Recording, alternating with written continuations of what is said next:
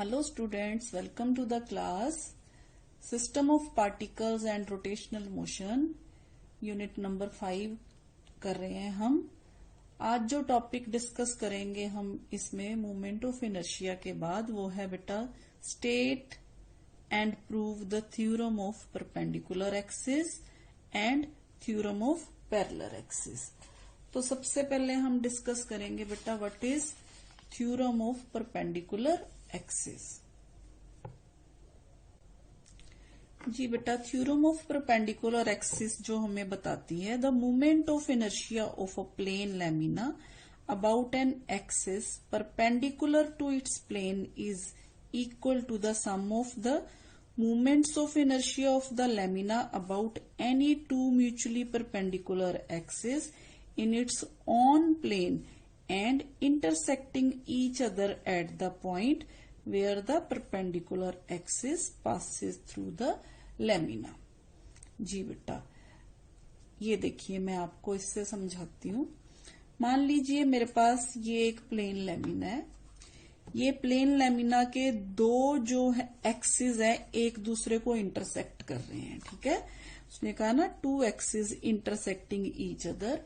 ये दोनों एक्सिस एक दूसरे को इंटरसेक्ट कर रहे हैं और दोनों ये देखिए ये एक्सिस और ये एक्सिस, मान लीजिए ये वाई है और ये वाला एक्सिस है जो एक्स है। ठीक है, और एक्स और वाई दोनों एक दूसरे पे क्या है बेटा, ये दोनों परपेंडिकुलर है। जैसे मैंने ये बनाया, यहाँ पे ऐसे कंसीडर कर लीजिए, ये वाई एक्सिस है। ठीक है, और ये हमारा एक्स एक्सिस है। अब जो तीसरा एक्सिस होगा ना वो इसका कौन सा होगा, वो इसका ये वाला एक्सिस होगा। ठीक है, ये एक्सिस तीसरा, ये जेड एक्सिस होगा यहाँ इसका। ये देखिए दिस इज जेड एक्सिस। तो वो कहना ये चाहता है कि मान लीजिए ये लैमिना है मेरे पास, ये इस एक्सिस के पास जब इसको हम ऐसे रिवॉल्व करेंगे तो ये इसका एक मोमेंट ऑफ इनर्शिया होगा। ठीक है, इसी तरह से इस एक्सिस के आसपास जब इसको रिवॉल्व करेंगे इसका भी एक मोमेंट ऑफ इनर्शिया होगा।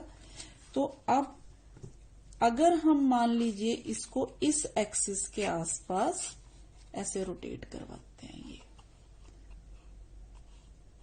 तो ये दोनों एक्सिस जो है रोटेट कर रहे हैं, है ना। तो ये कहना चाहता है वो यहाँ पे कि the movement of inertia of plane lamina about an axis perpendicular to its plane, perpendicular to its plane, ये परपेंडिकुलर है बेटा। ठीक है, इसके आसपास movement of inertia is equal to the sum of the movement of inertia of the lamina about any mutually perpendicular axis in its own plane and intersecting each other at the point where the perpendicular axis passes through the lamina। यानी कि जो perpendicular है यहाँ पे, ये जो perpendicular axis है ये भी वही पॉइंट से है जहां से ये दोनों इंटरसेक्ट कर रहे हैं। ठीक है,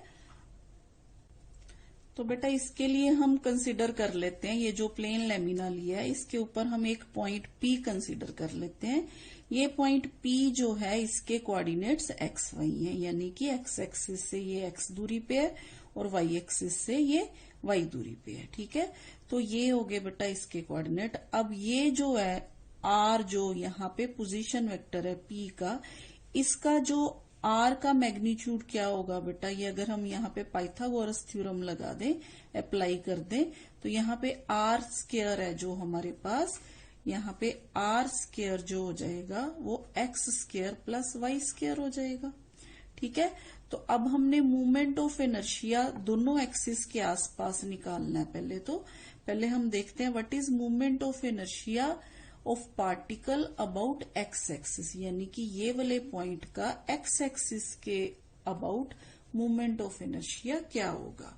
तो हम कंसीडर किया हमने ये प्लेन लैमिना जो, ठीक है, तो हमने यहाँ पे बहुत सारे पार्टिकल्स कंसीडर किए जिसमें से एक पार्टिकल माना है हमने यहाँ पे m, जिसका मास है। ठीक है, जो यहाँ P पे है, यानी कि वैसे तो यहाँ पे बहुत सारे पार्टिकल्स हैं पर हमने यहाँ पे एक ही पार्टिकल कंसीडर किया है जो पॉइंट P पे है। ठीक है, तो अब देखते हैं movement of inertia of the particle about X axis.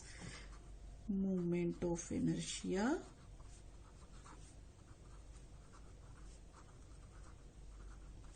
of particle about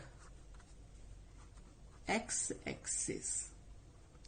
तो क्या होगा बेटा, हमारे पास मास इंटू डिस्टेंस स्क्वायर होता है, तो ये हो जाएगा बेटा हमारे पास, हम इसको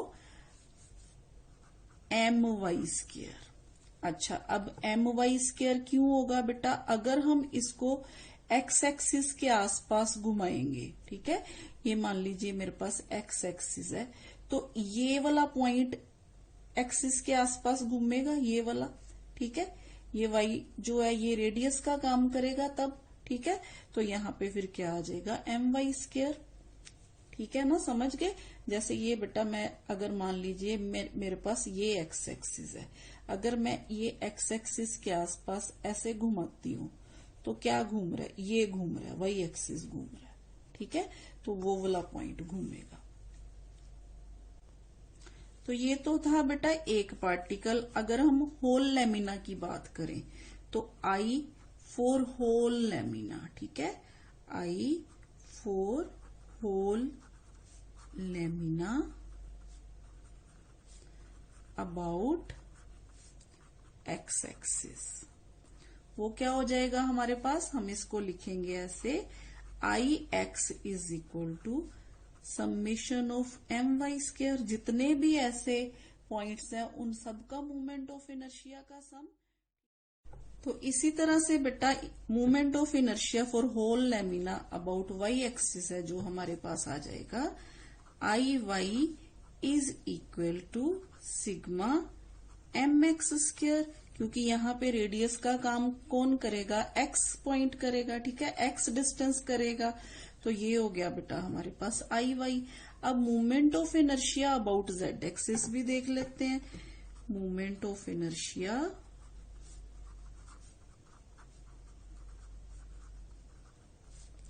अबाउट z एक्सिस, ठीक है, इस केस में भी हमने क्या देखना है, होल लेमिना।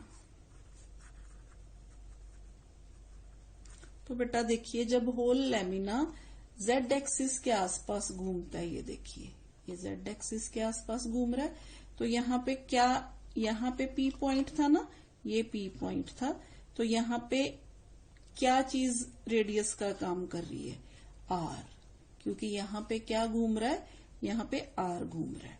जैसे पिछले केसेस में x और y डिस्टेंस था, तो यहाँ पे हमारे पास क्या आ गया बेटा, I Z is equal to summation of mr square, ठीक है। अब हमने क्या करना है, r स्क्वायर की हमने वैल्यू ऊपर लिख के रखी है, x square plus Y square, ये यहाँ पे पुट कर दीजिए, x square plus Y square, तो ये आ गया बेटा हमारे पास summation of mx square plus summation of my square, यानी कि आई जेड जो है हमारे पास वो I Y plus I X के बराबर आ गया, ठीक है। I Z is equal to I Y plus I X, this is theorem of perpendicular axis.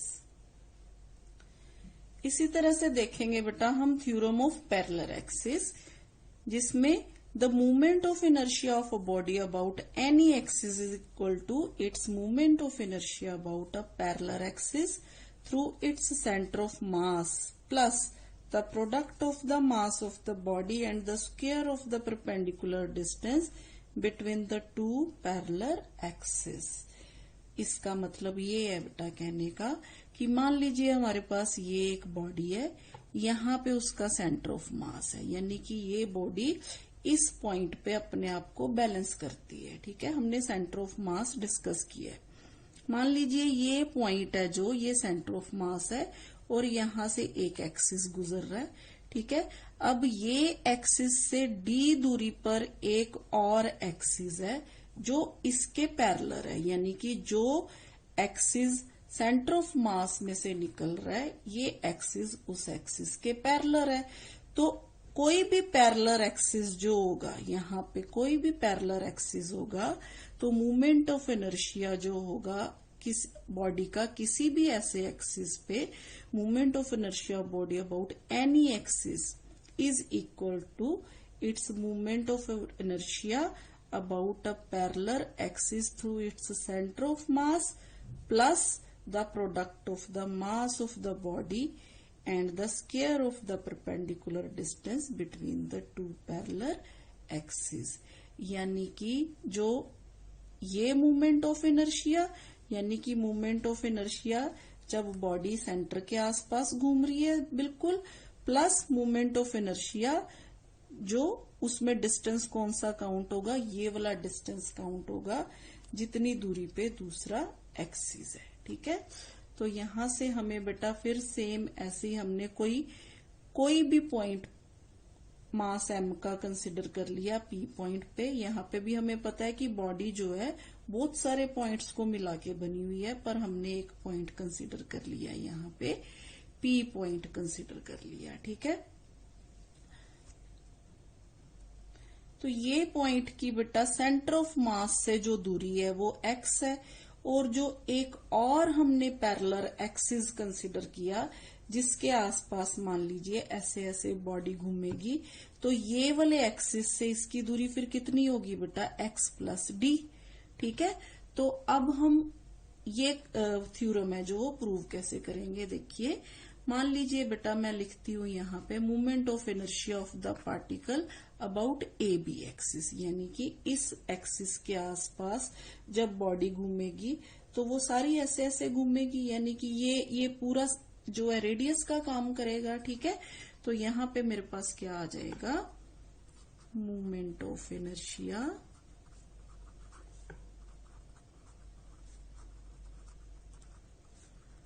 of the particle about कौन सा एक्सिस हमने लेना है, ए बी एक्सिस। ठीक है, अबाउट ए बी एक्सिस,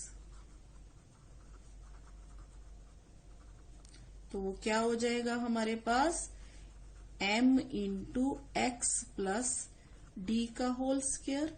ठीक है, क्योंकि ये पूरे का पूरा रेडियस का काम करेगा। ठीक है, इसी तरह से बेटा अब हम movement of inertia of the whole body about the axis A B लेंगे। ठीक है, movement of inertia of the whole body, पहले हमने एक पार्टिकल लिया, अब whole body, about the axis A B is I is equal to summation of, इस सब का समेशन हो जाएगा एक्स प्लस डी का होल स्क्वायर। ठीक है, तो ये हम कैसे लिखेंगे, समेशन ऑफ m, ठीक है, x प्लस डी का whole square a plus B का होल स्क्वायर जैसे खोलते हैं वैसे खोल लेंगे हम इसको। ठीक है, ये ऐसे खोल लेंगे x square plus D square plus 2x D. ठीक है, तो ये ब्रैकेट्स खोल के हमारे पास आ गया बेटा I is equal to sigma of M X square plus sigma of M D square plus sigma of 2m x D. अच्छा बेटा, अब sigma of M X square क्या है, movement of inertia about its centre of mass, क्योंकि x यहाँ पे क्या काम करेगा, रेडियस का काम करेगा जब ये वाला पार्टिकल इस सेंटर के आसपास घूमेगा यहाँ। ठीक है, तो इस केस में ये क्या हो जाएगा हमारे पास, movement of inertia about centre of mass.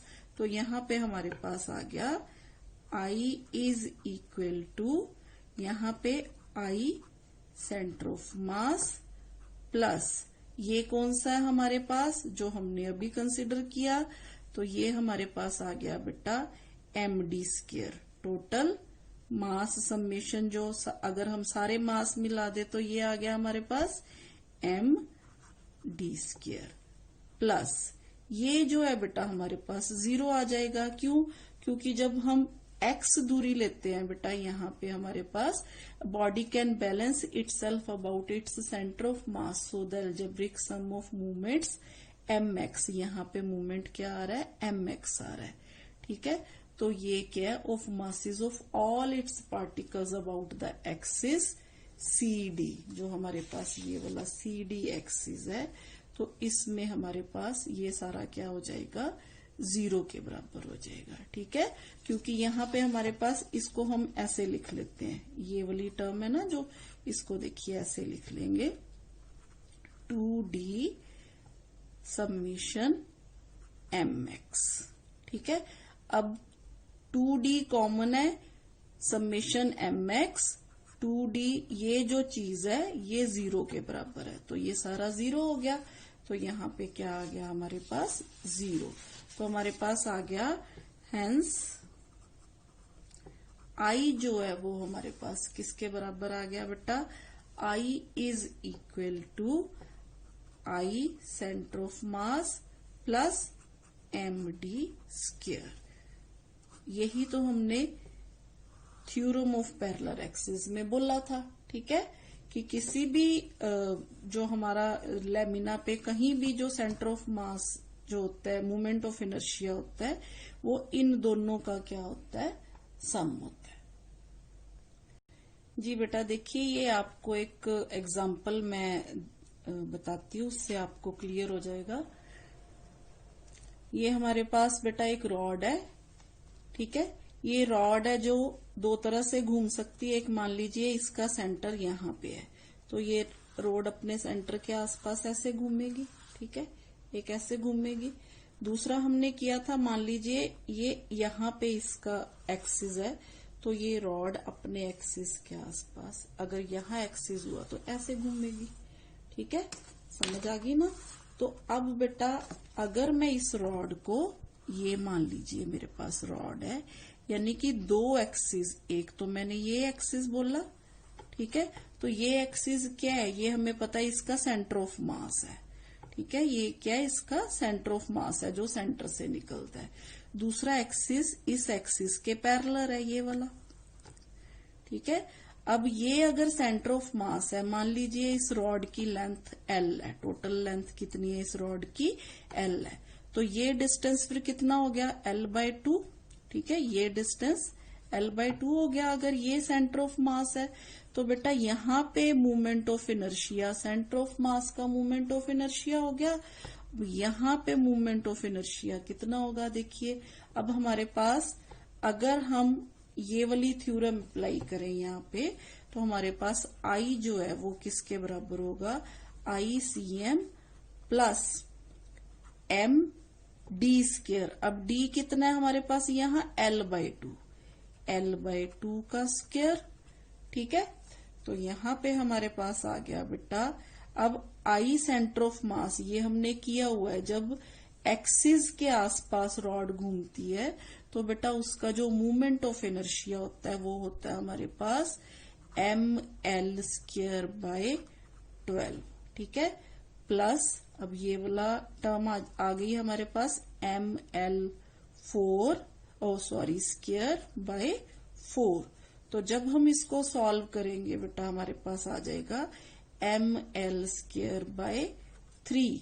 तो अगर हम वो टेबल से देखें जिसमें हमने देखा था, जब रॉड का जो एक्सिस है ये वाला होता है, तो इसका मूवमेंट ऑफ इनर्शिया जो होता है यहाँ पे वो इतना ही होता है, mL जो हमारे पास (2/3), यानी कि इस एक्सिस पे मूवमेंट ऑफ इनर्शिया जो है वो क्या, किसके बराबर है, सेंटर ऑफ मास का मूवमेंट ऑफ इनर्शिया प्लस ये वाले डिस्टेंस के हिसाब से मूवमेंट ऑफ इनर्शिया। ठीक है, क्लियर है बेटा।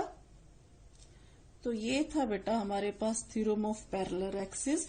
अब हमने इस चैप्टर में क्या क्या पढ़ा, देखिए जैसे हमने न्यूटन्स लॉज ऑफ मोशन किए बेटा, इसी तरह से अब हमारे पास लॉज ऑफ रोटेशनल मोशन जो है वो क्या निकल के सामने आते हैं। सबसे पहले फर्स्ट लॉ, जैसे न्यूटन ने फर्स्ट लॉ दिया था, इसी तरह से हमारे पास रोटेशनल मोशन के लिए जो फर्स्ट लॉ है वो है every body continues in its state of rest और of uniform rotational motion unless an external torque is applied on it to change that state. यानी कि यहाँ पे फोर्स की जगह क्या आया बेटा, हमारे पास टॉर्क आई।